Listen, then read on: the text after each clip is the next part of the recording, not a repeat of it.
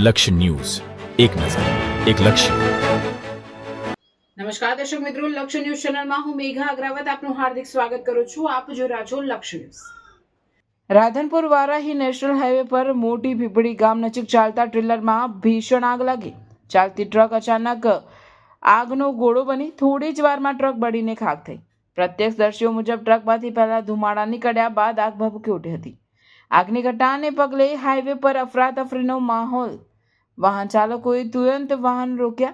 ભીષણ આગને કારણે બંને તરફનો ટ્રાફિક થોડા સમય માટે સ્થગિત રહ્યો હતો. લાંબી વાહનોની કતારો લાગી ભયનો માહોલ સર્જાયો. ડ્રાઈવર અને ક્લીનરે સમયસૂચકતા દાખવી કૂદી પડતા બંનેનો આબાદ બચાવ. શોર્ટ સર્કિટને કારણે આગ લાગી હોવાની પ્રાથમિક આશંકા. ફાયર ટીમે આગ પર કાબૂ મેળવી ટ્રાફિક ફરી શરૂ કર્યો. રિપોર્ટર પંકજ સાધુ, પાટણ.